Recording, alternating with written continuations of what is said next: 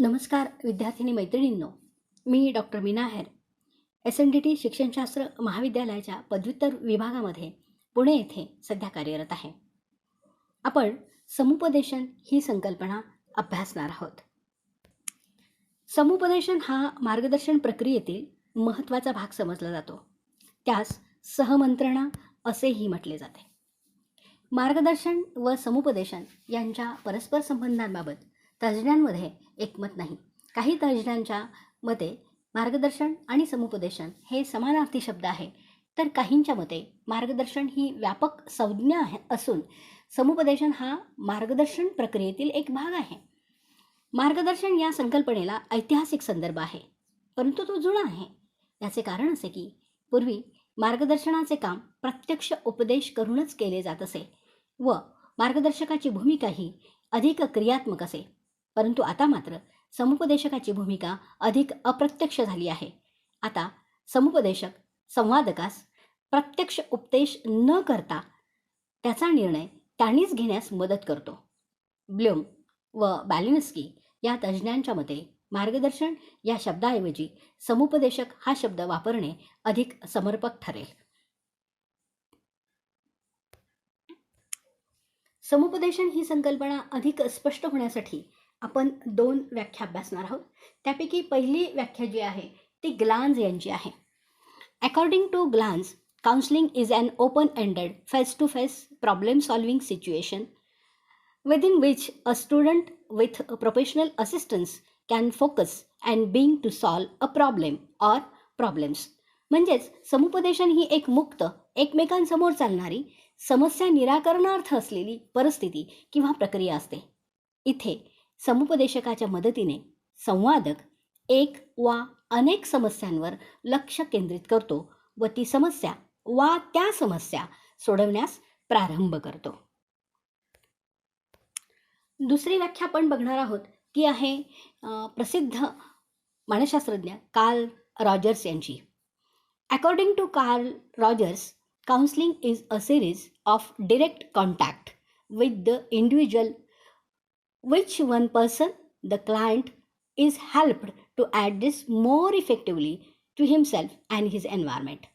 याचा अर्थ असा की समुपदेशन ही 2 व्यक्तीतील प्रत्यक्ष भेटीची मालिका असते.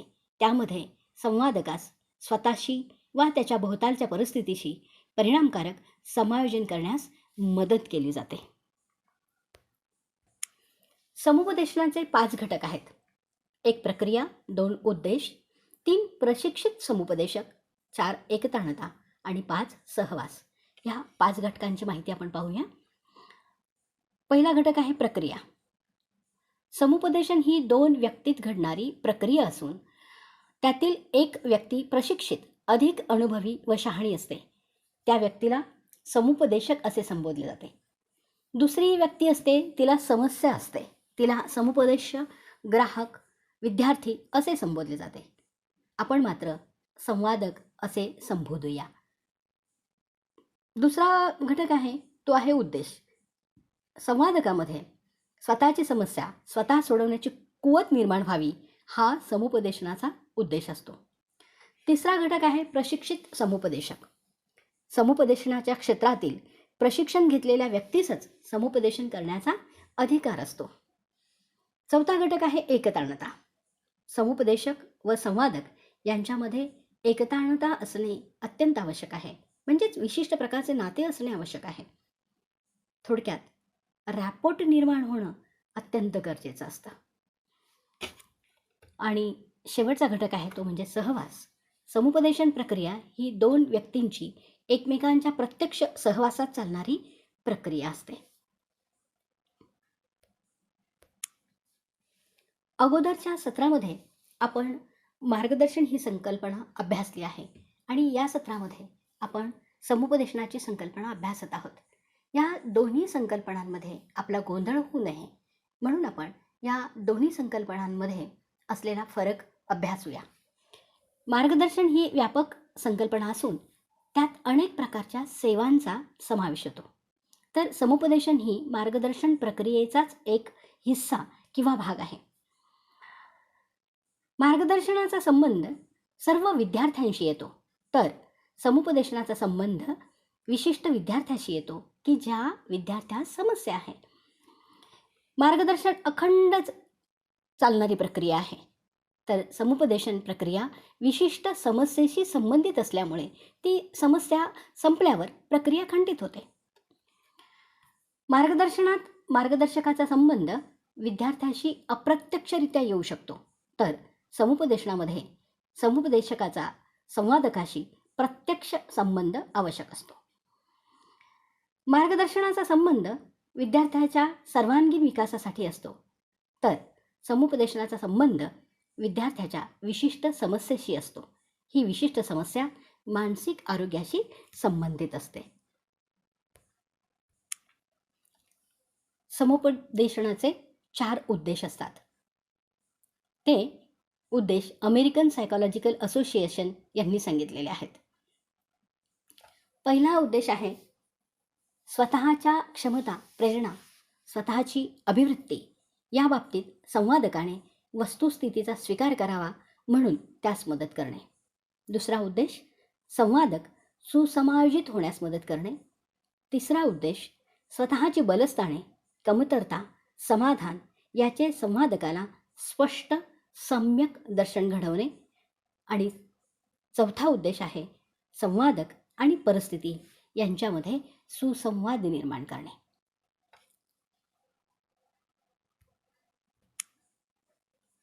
समुपदेशनाची मूलभूत तत्वे आता आपण पाहणार आहोत, जी A.J. जोन्स यांनी सांगितलेली आहेत. पहिलं तत्व आहे संवादकाचा सहभाग. संवादकाचा सहभाग घेऊन समुपदेशनाची प्रक्रिया सफल करणे गरजेचे असते.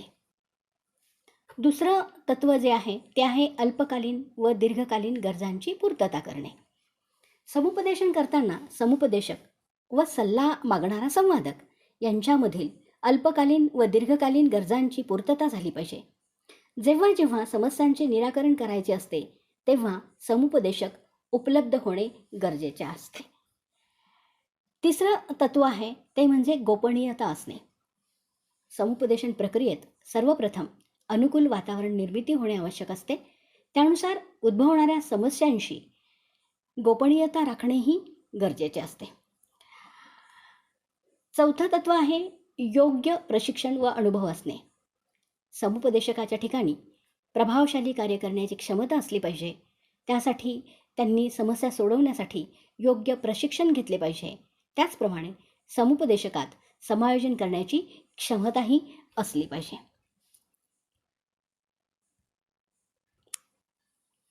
G.W. आल्पोर्ट यांनी समुपदेशनाची 2 प्रमुख गृहीतके सांगितलेली आहेत. पहिलं गृहीतक आहे वर्तन परिवर्तनीय.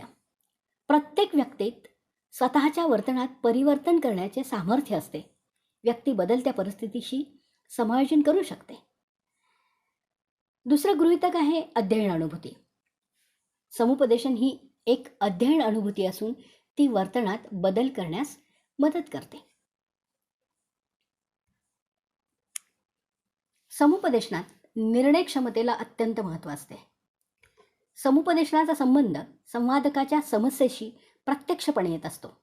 ज्यावेळी व्यक्ती म्हणजे संवादक स्वतःच्या समस्येविषयी योग्य निर्णय घेऊ शकत नाही तेव्हा तिच्या मनामध्ये आत्मदोषाची भावना निर्माण होते. ही भावना जाण्यास व्यक्तीत निर्णय क्षमता येणे आवश्यक असते. ही निर्णय क्षमता 3 बाबींवर अवलंबून असते.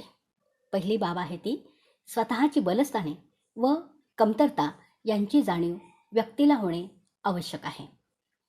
दुसरी बाब व्यक्तीला वस्तुस्थितीचे ज्ञान असणे व व्यक्तीत वस्तुस्थितीला सामोरे जाण्याची कुवत असावी लागते. तिसरी बाब आहे व्यक्तीची निर्णयाच्या परिणामांची जबाबदारी घेण्याची तयारी असावी लागते. समुपदेशनामुळे वरील तिन्ही बाबी साध्य होण्यास मदत होते.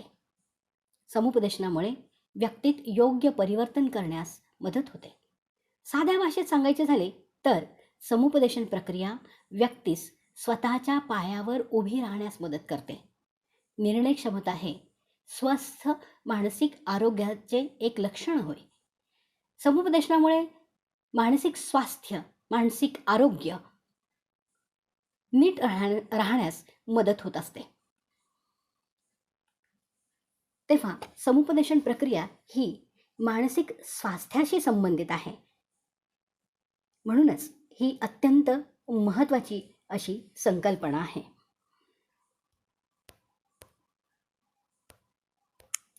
धन्यवाद विद्यार्थिनी मैत्रिणींनो. नमस्कार विद्यार्थिनी मैत्रिणींनो, मी डॉक्टर मीना आहे. या व्हिडिओमध्ये आपण समुपदेशनाचे प्रकार अभ्यासणार आहोत. समुपदेशनाचे एकूण 3 प्रकार पडतात. समुपदेशक समुपदेशन प्रक्रियेत कोणत्या दृष्टिकोनाने भाग घेतो यानुसार हे प्रकार पडतात. पहिला हा प्रकार आहे तो अनिर्देशित समुपदेशन. त्याला संवादक केंद्री समुपदेशन असंही म्हटलं जातं. इंग्लिशमध्ये त्याला non directive or client centred counselling असं संबोधलं जातं. दुसरा प्रकार आहे तो निर्देशित समुपदेशन किंवा समुपदेशक केंद्री समुपदेशन. याला इंग्लिशमध्ये डिरेक्टिव्ह काउन्सिलिंग अथवा काउन्सलर सेंटर्ड काउन्सिलिंग असं संबोधलं जातं. तिसरा प्रकार जो आहे तो आहे सर्व संग्राहक समुपदेशन. याला इंग्लिशमध्ये इलेक्टिक काउन्सिलिंग असं संबोधलं जातं. सुरुवातीला आपण अनिर्देशित समुपदेशन म्हणजे काय हे पाहू. या प्रकारच्या समुपदेशनामध्ये संवादकास स्वतःची जाणीव व स्वतःविषयी समज प्राप्त करून देण्यासाठी मदत केली जाते. या नव्या उद्बोधनामुळे संवादक स्वतःच्या समस्या सोडवण्यासाठी स्वतः पावले उचलतो. थोडक्यात या प्रकारचे जे समुपदेशन आहे त्याला संवादक केंद्री समुपदेशन असे म्हटले जाते. आता आपण कार्ल रॉजर्स यांनी सांगितलेली अनिर्देशित समुपदेशनाची वैशिष्ट्ये अभ्यासू. पहिलं जे वैशिष्ट्य आहे ते म्हणजे उद्दिष्ट. व्यक्तीला आपला स्वतःचा विकास करून घेण्यास व स्वातंत्र्य मिळविण्यास सहाय्य करणे हे या प्रकाराचे प्रमुख उद्दिष्ट असतं. दुसरं जे वैशिष्ट्य आहे ते म्हणजे बौद्धिक घटकापेक्षा भावनिक घटकावर इथे भर दिला जातो, म्हणजे भावनेला महत्त्व असतं. तिसरं जे वैशिष्ट्य आहे ते म्हणजे या प्रकारच्या समुपदेशनामध्ये मानसोपचारिक अनुभवांचा उपयोग करून घेतला जातो. नंतरचं वैशिष्ट्य आहे ते म्हणजे समुपदेशक आणि संवादक यांच्यातील परस्पर संबंधास फार महत्त्व असतं. त्यांचं नातं जितकं दृढ असेल, त्यांचे बंध जितके दृढ असतील तितकी समुपदेशनाची प्रक्रिया सुलभ होते. आणि त्यानंतरचं वैशिष्ट्य आहे ते म्हणजे या समुपदेशन प्रक्रियेमध्ये व्यक्तिनिष्ठतेला फार महत्त्व असतं. म्हणजेच अनिर्देशित समुपदेशन हे चाकोरीबद्ध नसतं. पुढची वैशिष्ट्ये आपण पुढच्या स्लाईडमध्ये पाहणार आहोत. या प्रकारच्या समुपदेशनामध्ये वर्तमान काळ व घटनांवर भर दिला जातो. म्हणजेच भूतकाळात काय घडून गेलं किंवा भविष्यकाळात काय घडणार आहे या घटकांना या समुपदेशनामध्ये अजिबात महत्त्व नसतं. नंतरचं वैशिष्ट्य आहे ते म्हणजे या समुपदेशनामध्ये समुपदेशक संवादकाला परिपक्वता व भावनिक स्थैर्य प्राप्त करून देण्यासाठी प्रयत्न करत असतो. शेवटचं जे वैशिष्ट्य आहे ते म्हणजे सल्ला वा उपदेश केला जात नाही. या प्रकारच्या समुपदेशनामध्ये प्रत्यक्ष सल्ला दिला जात नाही किंवा संवादकावर कोणताही निर्णय लादला जात नाही. आता आपण अनिर्देशित समुपदेशनाच्या पायऱ्या अभ्यासू. पहिली जी पायरी आहे ती म्हणजे चांगली जवळीक साधणे, टू इस्टॅब्लिश गुड रॅपोर्ट. या प्रक्रियेत परस्पर एकोप्याची व सामंजस्याची भावना निर्माण केली पाहिजे. त्यामुळे संवादक कोणताही किंतु मनात न ठेवता आपली समस्या समुपदेशकास सांगू शकेल. समुपदेशकाचा असा प्रयत्न असतो की संवादकाबरोबर चांगले संबंध मित्रत्वाच्या रूपाने स्थापन करणे. त्यामुळे त्यांच्यात परस्परात योग्य जवळीक निर्माण होऊ शकेल. दुसरी जी पायरी आहे ती आहे सकारात्मक व नकारात्मक भावनांचे वर्गीकरण. Classification of positive and negative feeling. संवादकाच्या भावनांना, संवेगांना व स्वतंत्र अभिव्यक्तीला समुपदेशक समजून घेत असतो. त्याशिवाय समुपदेशक संवादकाच्या सकारात्मक व नकारात्मक भावना ओळखतो व त्यानुसार त्याचे वर्गीकरण करत असतो. तिसरी जी पायरी आहे ती सत्र आरंभ किंवा त्याला सत्रारंभ संभाषण असंही म्हणतात. Opening the session. यात समुपदेशक व संवादक एकमेकांना भेटतात. त्यांच्यामध्ये अनेक बैठका होतात. अशा वेळी अनेक बैठकांमध्ये विविध विषयांवर संभाषण होत असते. चौथी जी पायरी आहे ती आहे अंतर्दृष्टीचा विकास. Development of insight. समस्यांचे निराकरण करण्यासाठी संवादकामध्ये अंतर्दृष्टीचा विकास होणं फार गरजेचं असतं. पाचवी जी पायरी आहे ती म्हणजे समुपदेशनाची स्थिती नष्ट करणे. Termination of counselling situation. या प्रकारच्या समुपदेशनामध्ये या पायरीवर या गोष्टीचा शोध घेतला जातो की आता समुपदेशन थांबवायचं का, आता आपण सिटिंग्स थांबवायच्या का. अर्थात सिटिंग थांबवणं किंवा बैठका थांबवणं याबाबतची सूचना संवादकही करू शकतो आणि समुपदेशकही करू शकतो. त्यानंतरची जी पायरी आहे ती आहे भावनेची स्वतंत्र अभिव्यक्ती. Free expression of feeling. या पायरीत समुपदेशक संवादकास असे तयार करतो की तो स्वतःच्या भावनांची अभिव्यक्ती स्वतंत्ररित्या करू शकेल. आणि सातवी जी पायरी आहे ती म्हणजे अनुधावन, फॉलोअप. या पायरीनुसार समुपदेशकाने संवादकास अशा प्रकारे सतर्क केले पाहिजे की ज्यामुळे तो दुसऱ्यांदा समस्या निर्माण करणार नाही. आणि जर समस्या निर्माण झालीच तर तो स्वतः त्या समस्येतून बाहेर पडण्यासाठी प्रयत्न करेल, स्वतः निर्णय घेईल, त्याच्यामध्ये निर्णय क्षमता येईल. समुपदेशनाचा दुसरा जो प्रकार आहे तो आहे निर्देशित समुपदेशन. संवादकाने स्वतःच्या समस्या कशा सोडवाव्यात हे शिकण्यास मदत करणे हा निर्देशित समुपदेशनाचा उद्देश असतो. आता आपण पुढच्या स्लाईडमध्ये निर्देशित समुपदेशनाची वैशिष्ट्ये अभ्यासणार आहोत. वैशिष्ट्ये अभ्यासण्यापूर्वी आपण हे बघूया की आपण या अगोदर अनिर्देशित समुपदेशन पाहिलेलं आहे. हे अनिर्देशित समुपदेशन संवादक केंद्री होते आणि निर्देशित समुपदेशन हे जे आहे ते समुपदेशक केंद्री आहे. एवढं मात्र लक्षात ठेवायला हवं. आता आपण जेन वॉटर्स यांनी सांगितलेली निर्देशित समुपदेशनाची वैशिष्ट्ये अभ्यासणार आहोत. पहिलं जे वैशिष्ट्य आहे ते म्हणजे विशिष्ट समस्या सोडविण्याचे उपाय यावर लक्ष केंद्रित करणे. यामध्ये समस्या कशी सोडवली जाईल, समस्या सोडवण्याचे उपाय कोणकोणते आहे यावर लक्ष केंद्रित केलं जातं. दुसरं जे वैशिष्ट्य आहे ते म्हणजे समुपदेशकाचा पुढाकार. या समुपदेशनामध्ये समुपदेशक क्रियात्मक भाग घेतो. तो समस्या सोडवण्यासाठी पुढाकार घेत असतो. त्यानंतरचं जे वैशिष्ट्य आहे ते म्हणजे फायदा. कोणत्या गोष्टीचा फायदा होतो तर या प्रकारचे जे समुपदेशन आहे ते वेळेच्या दृष्टीने मितव्ययी आहे. मितव्ययी याचा अर्थ होतो कमी वेळेत पूर्ण होणारा, याला फार वेळ लागत नाही. आणि नंतरचं जे वैशिष्ट्य आहे ते म्हणजे यामध्ये बौद्धिक घटकांना प्राधान्य दिलं जातं.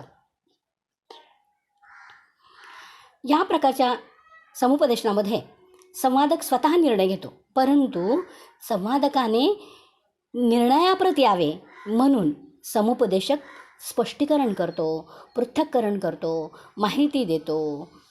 त्याचबरोबर तो संवादकाच्या विचारांना दिशा देण्याचाही प्रयत्न करत असतो. आता आपण निर्देशित समुपदेशनाच्या पायऱ्या अभ्यासणार आहोत.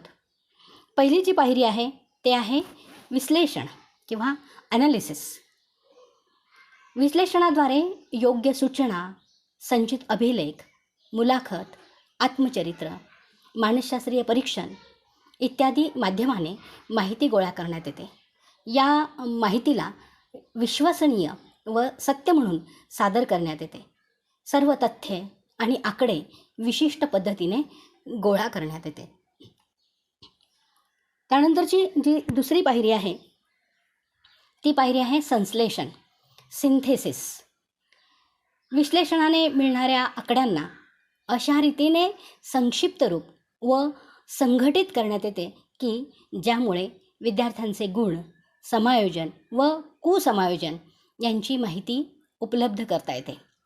अशा प्रकारे विल्यमसन यांनी संश्लेषणास पारिभाषिक केले आहे, किंवा विल्यमसन यांनी संश्लेषण या प्रकाराची माहिती दिलेली आहे की जे काही टेस्ट राबवल्या जातात मुलांवर, त्या टेस्टचे जे काही गुण येतील त्या गुणांचं संश्लेषण केलं जातं, म्हणजे त्या गुणांना संक्षिप्त रूप दिलं जातं, संघटित करण्यात येतात ते गुण. त्यानंतरची तिसरी जी पायरी आहे ती आहे निदान, डायग्नॉस. यात संवादकाने उपस्थित केलेल्या समस्यांच्या रूपात दिलेले आकडे व त्यांची परिभाषा करणे अंतर्भूत असते. त्यामुळे विद्यार्थ्याचे वैशिष्ट्य, जबाबदारी, कमजोरी व बल यांची माहिती मिळते. निदानामुळे पुढील 3 पदे स्पष्ट होतात. ते म्हणजे समस्यांची ओळख, दुसरं आहे समस्यांची कारणे आणि तिसरं आहे पूर्व अनुभव. तर पहिलं जे पद आहे ते म्हणजे समस्यांची ओळख. संवादकाने ज्या प्रकारे प्रतिसाद दिला असेल, मग तो मुलाखतीतून दिलेला प्रतिसाद असेल किंवा चाचण्यांना दिलेला प्रतिसाद असेल, त्याद्वारे समुपदेशक संवादकाला नेमकी कोणती समस्या आहे हे ओळखू शकतो. त्याचबरोबर ती समस्या निर्माण होण्यामागे काय कारण आहे यांचा शोध घेऊ शकतो. आणि त्याचबरोबर संवादकाला गाईड करण्यासाठी, त्याला निर्णयाप्रत येण्यासाठी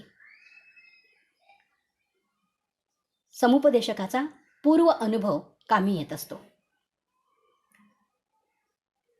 समुपदेशकाने जितक्या केसेस सोडवल्या असतील त्या केसेसचा अनुभव त्याला असतोच, आणि त्या अनुभवाच्या बळावर तो नवनवीन केसेस, नवनवीन विद्यार्थ्यांना येणाऱ्या समस्या सोडवण्याचा प्रयत्न करत असतो. त्यानंतरचं जी पायरी आहे ती आहे पूर्वानुमान, प्रोग्नॉसिस. पूर्वानुमानाच्या अंतर्गत संवादकाच्या समस्याविषयी भाकीत करण्यात येते. हा निदान पायरीचाच एक भाग होऊ शकतो आणि स्वतंत्र पायरी पण होऊ शकते. तर यामध्ये संवादक आणि समुपदेशक यांच्यामध्ये सहकार्य स्वरूपाने चालणारी एक साखळी निर्माण होते, त्यांच्यामध्ये सख्य निर्माण होतं आणि ही प्रक्रिया स्मूथली पुढे जायला लागते. त्यामुळे विशिष्ट सूचनांवर पूर्वानुमान हे निगडित असतं आणि ही संवादक आणि समुपदेशक यांच्यामध्ये सहकार्य स्वरूपाने चालणारी एक प्रक्रिया असते. त्यानंतरची जी पायरी आहे ती आहे समुपदेशन, काउन्सलिंग. या पायरीच्या अंतर्गत मुख्यतः संवादकाच्या समायोजनासाठी समुपदेशक योग्य पावले उचलतो. यात अनेक प्रकारची प्रश्न विचारले जातात आणि त्या प्रश्नांची उत्तरे संवादक देत असतो आणि त्या प्रश्नांना दिलेल्या उत्तरातून समुपदेशकाला त्याची समस्या कळतात, त्यामागची कारणं कळतात आणि मग एक एक कारण दूर करण्याचा आणि ह्या संवादकाला निर्णयाप्रत येण्यासाठी समुपदेशक मदत करत असतो. त्यानंतर शेवटची जी पायरी आहे ती आहे पाठपुरावा, फॉलोअप. यानुसार समुपदेशन प्रक्रियेचे प्रभावशाली रूपाने मूल्यांकन करण्यात येते. यात असं पाहिलं जातं की संवादकाला समुपदेशनाच्या माध्यमातून कोणकोणतं यश मिळवता आलेलं आहे, म्हणजे संवादकाची समस्या सुटली आहे का, हे पाहण्याचं काम या पायरीवर केलं जातं. आणि तिसरा जो प्रकार आहे तो आहे सर्व संग्राहक समुपदेशन. कोणत्याही एका विशिष्ट प्रकारास चिकटून न राहता संवादकाच्या विशिष्ट समस्येनुसार उपयुक्त बाबी वा बोधकल्पना निवडून समुपदेशन केले जाते, तेव्हा त्यास सर्व संग्राहक समुपदेशन म्हटले जाते. या प्रकारात समुपदेशक बुद्धिपुरस्सर निर्देशित आणि अनिर्देशित अशा दोन्ही प्रकारांतील उपयुक्त बाबींचा उपयोग करतो. या प्रकाराचा उपयोग करण्याअगोदर अन्य पद्धतींचा चांगला अभ्यास व सराव समुपदेशकाने केलेला असणे अत्यंत आवश्यक असते. जसजसा समुपदेशक अनुभव मिळवतो तसा तो सर्व संग्राहक समुपदेशनाचा अधिक उपयोग करून घेण्याच्या बाजूने असतो. संवादकाच्या वैयक्तिक गरजा लक्षात घेऊन प्रत्येक वेळी उपचार पद्धती बदलतो, कारण समुपदेशनात कोणती पद्धती वापरली हे महत्त्वाचे नसून वापरलेली पद्धती परिणामकारक आहे किंवा नाही हे जास्त महत्त्वाचे असते. प्रत्येक व्यक्ती दुसऱ्यापेक्षा भिन्न असते आणि प्रत्येक वेळी समस्येचे स्वरूपही भिन्न असते. त्यामुळे हा प्रकार जास्त उपयुक्त ठरतो. परंतु विद्यार्थिनी मैत्रिणींनो, या प्रकाराची एक मर्यादा आहे आणि ती मर्यादा म्हणजे या सर्व संग्राहक समुपदेशन पद्धतीस शास्त्रशुद्ध पाया नाही आहे किंवा शास्त्रशुद्ध त्याचा विकास झालेला नाही आहे. थोडक्यात आपल्याला असं म्हणता येईल की यामध्ये निर्देशित आणि अनिर्देशित ह्या दोन्ही पद्धतीचा वेळपरत्वे वापर केला जातो. धन्यवाद विद्यार्थिनी मैत्रिणींनो.